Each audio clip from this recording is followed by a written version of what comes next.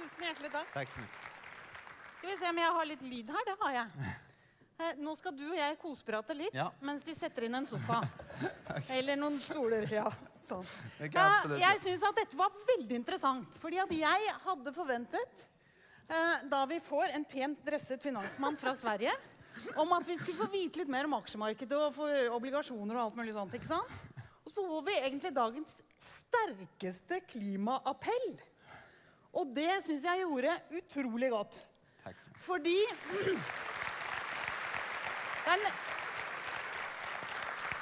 det er jo faktisk det viktigste utgangspunktet for å kunne gjøre noe med det. Det som mangler, på en måte, det er å velge de virkemidlene som er. Så når du sier at vi egentlig, altså vi høyt her oppe i nord, egentlig er de største klimakrigshisserne som finnes, så gir jo det oss et veldig stort ansvar. Og da tenker jeg, å Gud, så deilig, unnskyld. Det er veldig bra at det finnes sånne folk innenfor bank- og finanssektoren.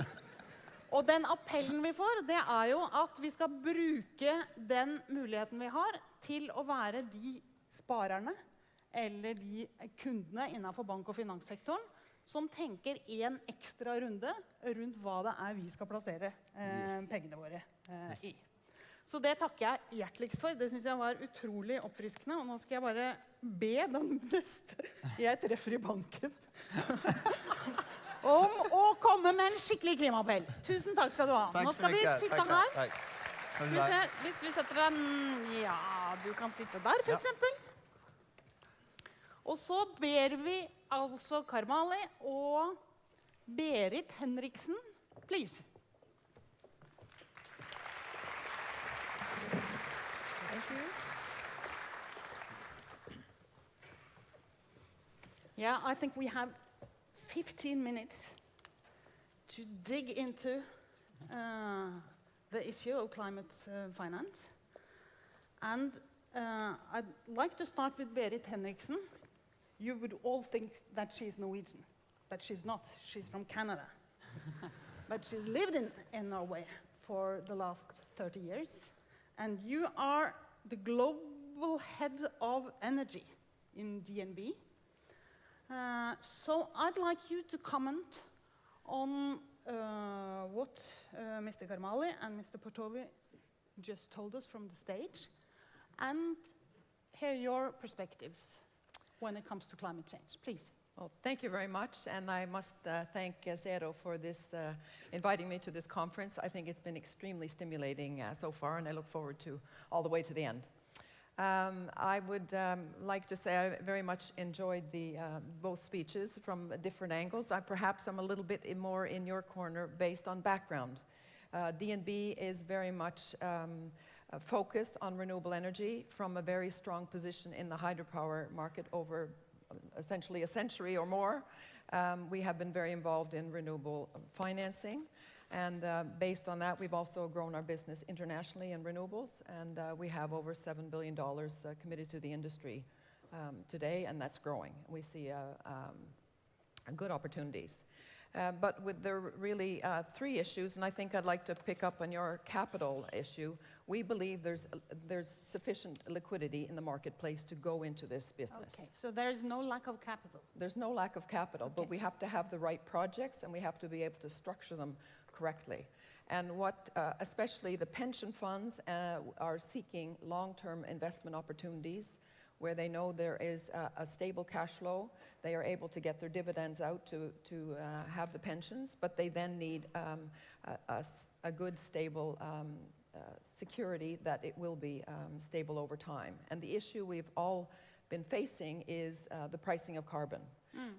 And I think many people believe it's very difficult to get a global solution. Maybe what happened last night is one step into moving towards that, but until that happens, I think if the governments want to stimulate renewables, they have to also give some thresholds or some security in these transactions in order for them to be viable over the long term. The bank's role is to help finance the startup of these, but then the pension money can move in and really take these very long-term investments. So I very much agree with some of the issues you raised. The second thing I'd like to point out, and this is maybe a bit more Norwegian in context, is that Norwegian pension money, it's over $200 billion, is restricted on doing investments in infrastructure. That is the private pensions funds. That's the private pension funds that I'm speaking of. They are not able to invest more than 15% in infrastructure. And since there's limited ability to invest in the renewables on the stock exchange in Norway at least, this is an area where I think that if we were able to ensure that the regulatory environment was better, and this is something Finance Norway has been also pushing for, then I think you'll see that there's both interest from the pension funds and also an ability to invest in these long-term assets. Again, given that they are good, stable, secure investments, obviously, for the pensions and the pensioners they're supporting. Yes. So that's really my second point. And the third thing I'd like to mention, which was also brought up several times today, I think Marius was very clear on it, is we do have the capital, but we also have a tremendous competence in Norway when it comes to hydropower, wind and solar, and I think and particularly hydropower, of course, and power markets generally. And I think that if we're going to follow on as Statkraft has done and some other large hydropower entities have done, I think there's an awful lot more that can be done on a more global basis from this stronghold of Norway. You mentioned I was Canadian, and when I came to Norway and saw what a pearl of an industry this is, you really have a lot of technology. And also, Statoil was here today. They are using their offshore capacity in order to enhance wind. So I think there's an awful lot that can be done in many sectors by taking it abroad. Thank you very much. What you said about, the limits for 15%, I know there are some politicians in the audience, and this is a hot potato because it's going to be discussed in the parliament. Okay. We need just some few weeks, I think. So that is for the politicians to decide. I think they've noted. I'm into research.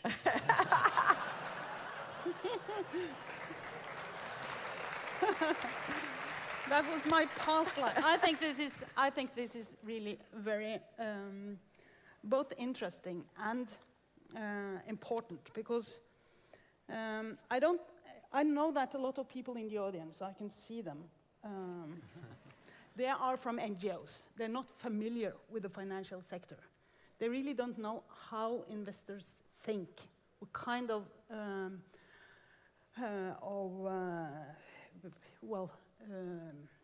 balances they have to make. And what you were underlining, I think, Mr. Karmali, is, and we met also this morning in a breakfast meeting, is, and I would like you to tell the audience a bit more how you look into risk and balances, fear and greed, and how long the perspective is when you are deciding to make an investment. Please. Yeah, so the key is that different categories of clients for us, which means corporates or institutional investors or even retail investors, have very different characteristics in terms of their risk-return expectations, but also in terms of their patience. How far out, as you say, they're willing to look.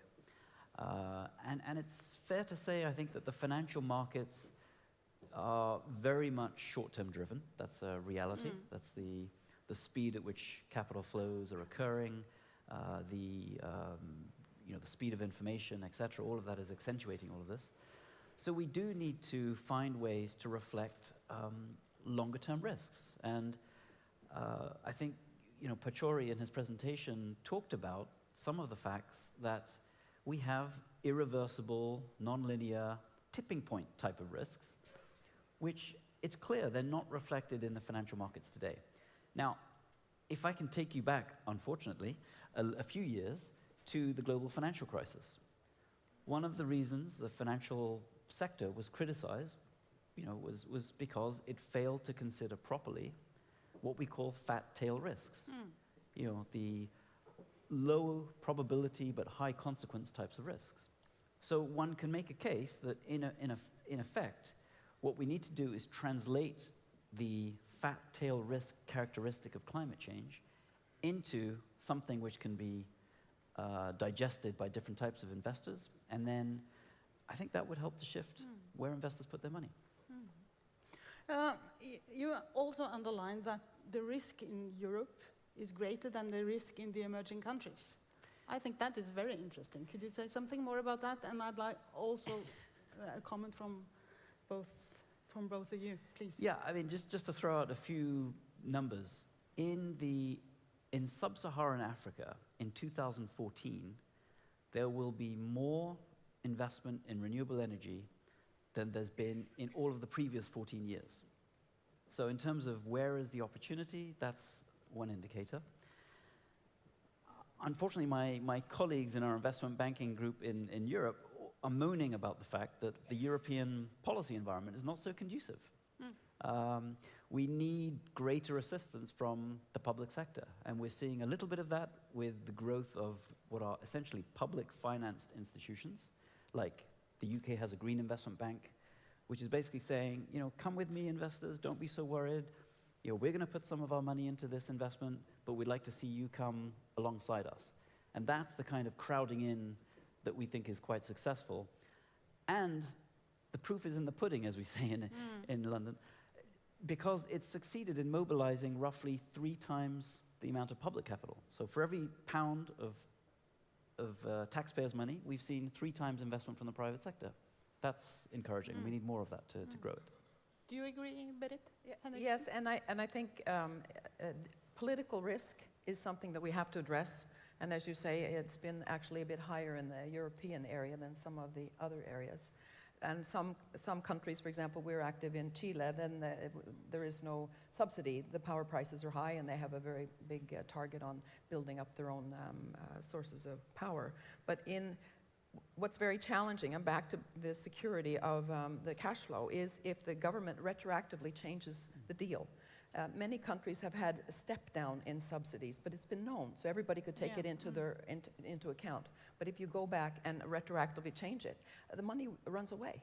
So you have to be stable, and it's long-term stability. So you have to sort of be committed through that, and then to find ways to get rid of, or at least reduce the political risk. Obviously, the multilaterals have a very important position in that.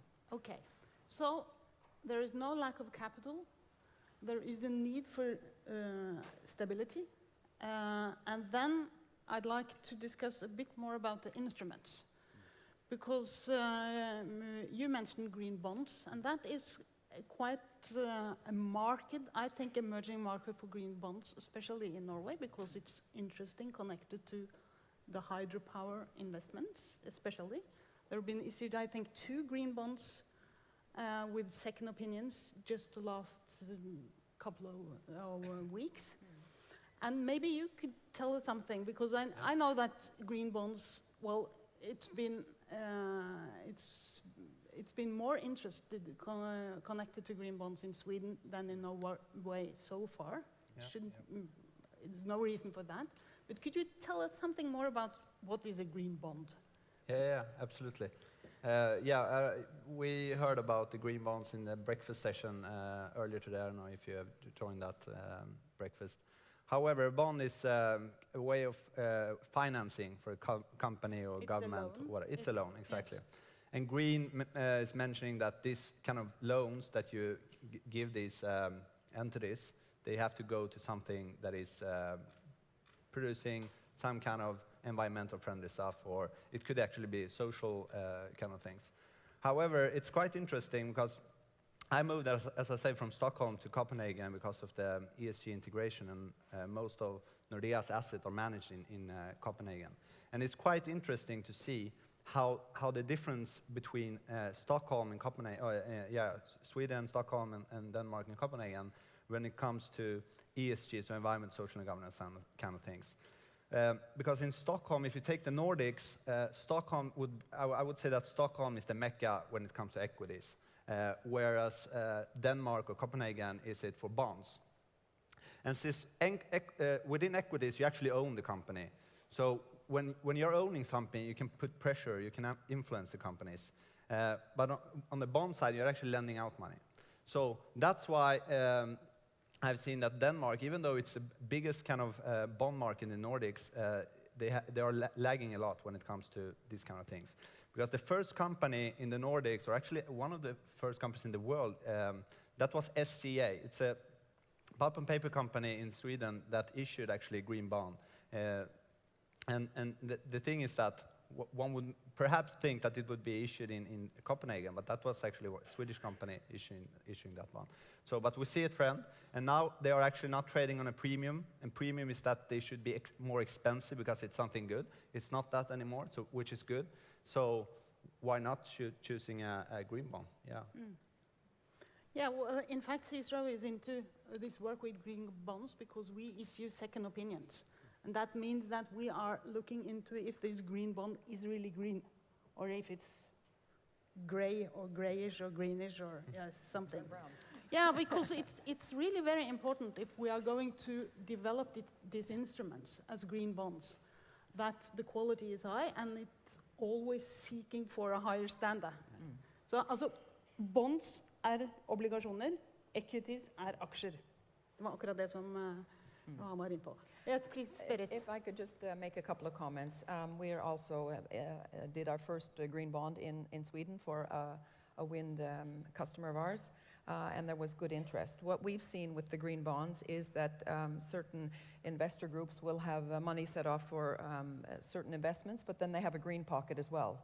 So the fact that people are very interested in trying to do also some green investments is increasing the universe when these green bonds are being launched. And I think, as you, the pricing so far has been about the same, essentially, but if there's a lot of pockets of these green money coming together with the regular money, then I think you might see also that you'll get a positive effect on the price, and that will obviously be positive for the issuer.